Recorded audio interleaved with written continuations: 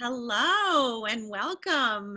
Today we have another special guest. This time it's our wonderful friend Lindsay Gibson. So I'm Carly Jed Hardy and my partner Theresa McGallicher, and we are the founders of the Miracle Tribe, and we're here on the Facebook page Miracles Attraction Challenge. And each week we just wanted to bring you someone whose life had been impacted by A Course in Miracles. And so today it is our good friend Lindsay. So welcome everyone, and Theresa will introduce Lindsay to us, tell you a little bit about where she lives, where she comes from, and what she's up to. Thank you, Carly. So Carly and I came to know Lindsay Gibson through a group that we were in with some ladies who were practicing A Course in Miracles. And we found out that she designs beautiful custom jewelry through her company, Moonstone River Jewelry. I recommend that you check her out on Instagram, where you can see the stones that she is working with and the designs that she does. And she lives in Collingwood, Ontario. And Lindsay was just telling us that the Course in Miracles was always in her house when she was growing up because her mom had a copy of it. So Lindsay, would you share with us, was your mom a student of A Course in Miracles, and did she personally introduce you to it, or did you just discover it on your own, or what happened? So she bought it in 1994, I believe, and she started reading it, but still to this day she's never read the book.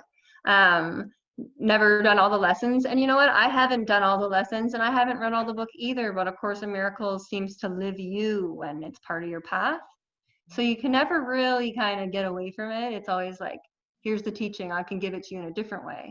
And that's why Jesus is always with us, teaching us.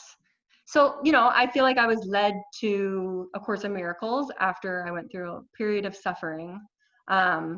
And my mom just happened to have it. So I probably saw something online saying Course in Miracles or a teacher, and I started following A Course in Miracles teachers and just kind of working through that mind training where you're starting to be aware of your thoughts now.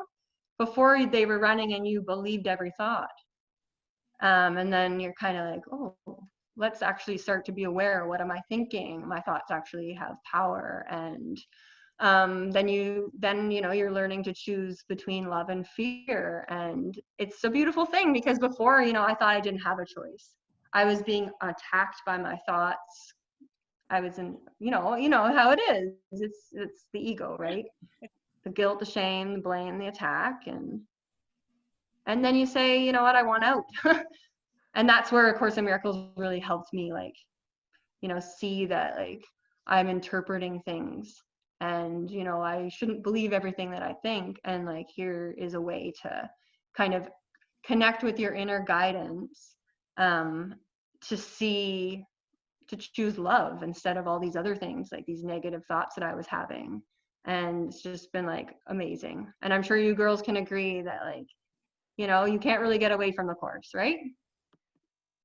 Yeah, once you know it, you can't go back. That's true. True. So you said you went through a period of suffering, and then when you started learning about the Course and practicing, how long did it take for you to come out of that suffering or to sort of turn things around? Probably 12 years. 12 years? Oh, yeah. And were you a dedicated student, or you just kind of did it on the side? Or I do really feel like I am lived by A Course in Miracles. I picked it up, put it down, picked it up, put it down, but all between it, it's the teachings are coming to me. The healing's happening very slowly, but it's happening. My mind is being healed. So it took a long time, but it doesn't need to, right? It's how quickly are you willing to see what you're valuing? And that's one thing A Course in Miracles taught me. It's what am I valuing? Well, I was valuing, some pretty negative things. And of course I wasn't happy. And of course I wasn't thriving. So yeah, I started to learn how to value love and kindness and following people who are doing these things already. So we all know Lisa. Lisa is unwavering commitment to teaching truth, and it's just find a teacher like that and just follow them and listen to what they're saying, because that, you know, the times where we need like guidance, like it's good to have a teacher there. So that's been really monumental for me, following different teachers of the course, and of course reading other books about the course as well. Of course, that's kind of funny, but. And you mean Lisa Natoli, who was our guest? Of course, Lisa Natoli, yeah. Because not everybody in our group is familiar right. with the Course in Miracles and the different teachers. So, and then can you tell us what happened in terms of how your life changed when you let go of the suffering?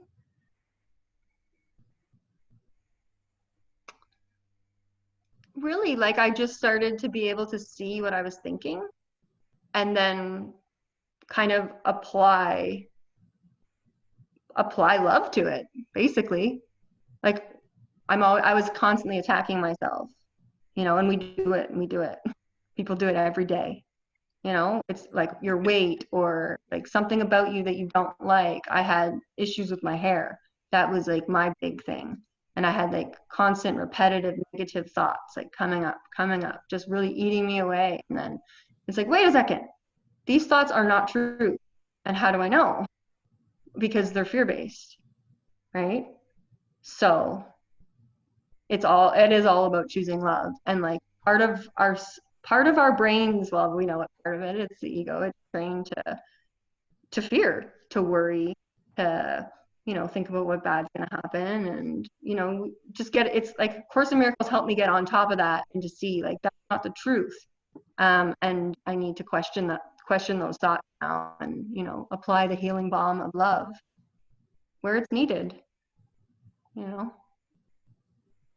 That's beautiful, Lindsay. That's really Thanks, beautiful. Carly. Thank you. And I don't know if you remember, but when I came on with everyone, I probably was one of the only ones who wasn't as familiar with the course. And so I turned to Theresa finally and said, hey, will you help me read these lessons? Will you help me read these lessons? And right, because we do it together. Idea even how I was suffering. We need each other. Yes. That's another thing the course taught me. We do need each other. We don't go anywhere without our brother. So the division that's happening in the world right now will be healed because we aren't going anywhere without our brother. You know, we are going to love each other whole again. And so it was me. Right. And it was me watching all of you on there and just feeling that love and feeling like how happy people were.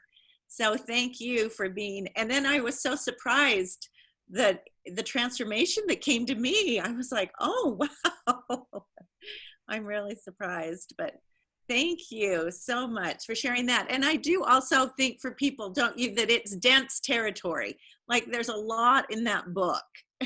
So finding a teacher, finding mighty companions, yes, and finding a teacher helps. Yeah, exactly. So yeah, I mean, another thing that the course teaches is like about choices and decisions and like how powerful our minds actually are. You know, I remember my mom saying to me, you know, you can choose to feel better. And it felt impossible at that moment. So like I needed those teachers, like I needed this book to like show me where I was going off the track. Right. And then like, sorry. No, I was just going to ask if you ever had any experiences that really felt miraculous to you that you'd like to share with us. Yeah. So sometimes I hear like the Holy Spirit's voice, and other times it's more of a knowing, right? So it's like I feel like I get nudged. I'm feeling these nudges from Spirit, and like it's so easy to convince ourselves, like explain these things away.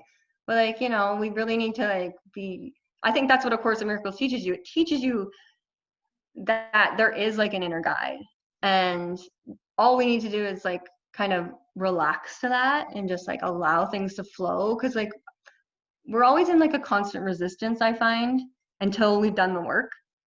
I actually forgot your question. What was it? If you could give us a specific example of a miracle that happened in your life. Yeah, so I feel like, yeah, healing, I feel like when I hear that voice or when I get that knowing, I feel like that's the miracle.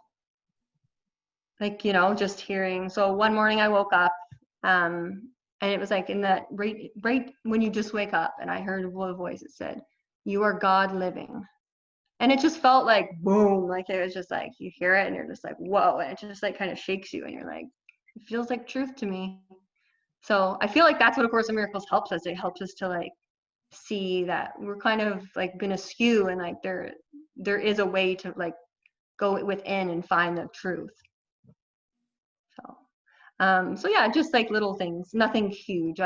No big revelation here, but I think the most important thing is that we don't expect those things, because we're always looking for an experience. We're looking for some big revelation. It doesn't come like that. It might come to that for certain people, and then they write a book. but you know what I mean? Like, it's more like little miracles here and there, little thoughts, little heart openings, like realizing that we are the miracle, and that, like, you know, we really need to like see our brothers differently, because the ego is an attacking, judgmental machine, and who wants it? Well, who wants to live like that anymore? I don't think anyone does. So Now we're all about the fun here, and I loved how you said that that it's as if we've gone askew, because that's what Carly and I have been talking about a lot, is alignment, aligning with the divine, and trying to adjust course so that we're all back on track. yeah, and I think the least resistance that we carry in general, and like, is like the more we're able to connect with like the, so like practicing relaxing, like Lisa Natoli teaches, like practicing the relaxing, you know, like I don't sit down and relax, but like I practice it throughout the day. I like the kind of moving meditation. So like, it's not like you have to do it a certain way. Like if you're going to meditate and spend time with God, like you don't have to be sitting like this or laying like that or whatever. You know, we kind of make that kind of stuff important, but it's not, you know, we just have to like really get out of our way and allow ourselves to be moved by spirit, and like it'll happen. Well, it seems like you have a And lot of Theresa wisdom at a keeps young saying, age, and Carly and I appreciate you Yeah. sharing it with us. Thank you. and Theresa keeps telling me suffering is optional. You know, suffering doesn't have to happen. And so when I'm sitting with my thoughts, I go, oh, I'm suffering. I'm making myself suffer. Right, and it's really like, And then it's a story we're telling ourselves. That's the distinction, you know, that I find that Course in Miracles has taught me. It's like we're believing all of our thoughts, but really it's just a story we're telling ourselves. And we're kind of caught in like a little cycle of basically fear. And we need to just, you know what, if someone doesn't want to get out of suffering, that's fine. And that's another thing we have to look at, because, you know, it's very true that the ego does like suffering. The ego does like the drama. It likes the conflict. It loves it, you know? So really, like, there is that decision and that pull to like kind of put those toys aside, as A Course in Miracles says, you know, put those sharp edge, put that stuff away, you know, because the world needs healing, I believe, and I think we're the ones to bring it. Beautiful. So tell us how you got started on your business. I love that name, Moon River. Yeah, I had a desire to make my Moonstone friends some River. I had a desire to make my friends some necklaces, and I feel like Spirit spoke to me while I was making those necklaces, and just was like, you could make jewelry and to help people.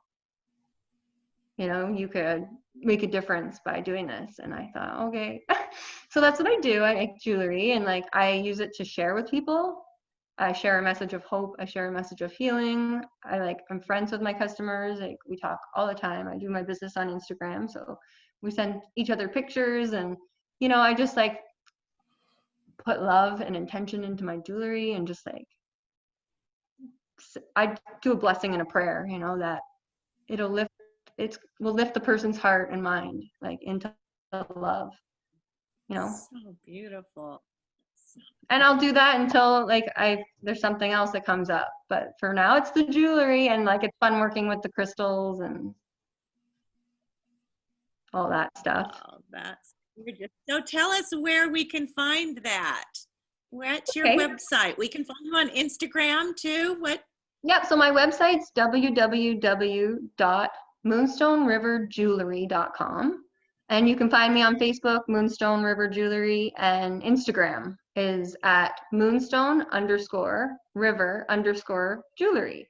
And I post a lot of stuff on Instagram, and I'm sharing a message of healing on Instagram, and that's my purpose for my business. I always felt like it was like divinely inspired, and like, yeah. But ladies, like it's our time to shine. Like it's now. Like we're the light of the world, and we are going to love our brothers and sisters into wholeness, because that's what we came to do, right? Yes, yes, yes. Oh. Fabulous mission. Thank you so much, Lindsay. Thank you, ladies. Yes, what a I love you treat to have both very with much. us. We've enjoyed having you. Thank you so much. Love you guys. Thanks to everyone for watching. Bye-bye.